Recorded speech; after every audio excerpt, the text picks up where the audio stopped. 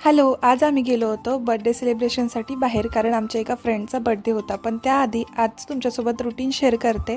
सकाळी ना अनिशा छान इथं डान्स करत होती. बरेच दिवस झालं पाऊस होता म्हणून मला वाटलं की झाडं नाही सुकणार, पण आज बघितलं तर झाडं बरीचशी सुकले होते. एवढा पाऊस असून पण झाडं सुकली होती, कारण गॅलरीच्या आतमध्ये झाडं आहेत. काही काही झाडांमध्ये पाणी नाही येत पावसाचं, त्यामुळे ते सुकले होते. त्यानंतर सगळ्या झाडांना छान असं पाणी टाकून दिलं. प्रत्येक कामात माझ्या अनिशाला मदत करायचीच असते, म्हणून 1-2 झाडांना तिनेसुद्धा पाणी टाकलं. त्यानंतर गावावरून कुरडया आल्या होत्या, तर त्या कुरडयासुद्धा सुकवायच्या होत्या, कारण या दमट वातावरणामध्ये ना अशा जे पापड कुरडया असतात त्यांना एकदा तरी हवेशीर काढलं पाहिजे, नाहीतर मग त्यांना बुरशी चढते.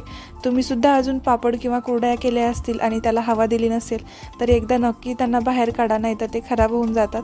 त्यानंतर मग मी घरातली माझी सगळी कामं आवरून घेतली, भांडे वगैरे घासले. किती भांडे घासले आणि किती किचन क्लीन केलं, पण खरा आनंद तर तेव्हाच होतो जेव्हा आपण बेसिन क्लीन करतो, कारण तेव्हा खूप छान वाटतं आणि काम झालेलं एक समाधान वाटतं. झाडू मारून घेतला. आणि सगळ्यात महत्त्वाचं, आज गुरुपौर्णिमा होती आणि आजच्या दिवशी जे स्वामींचं पुस्तक आहे स्वामी चरित्र सारामृत, तर ते सुद्धा घरी आलं होतं. बऱ्याच दिवसापासून इच्छा होती की ते पुस्तक आणायचं, तर फायनली आज ते पुस्तक घरी आलं.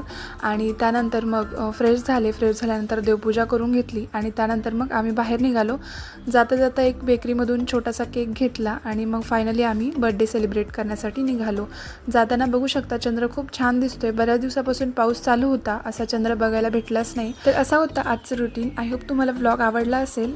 व्हिडिओ जर आवडला असेल तर व्हिडिओला लाईक करा आणि अजूनही चॅनल सबस्क्राईब केलं नसेल तर प्लीज आपल्या चॅनलला सबस्क्राईबसुद्धा नक्की करा. बाय.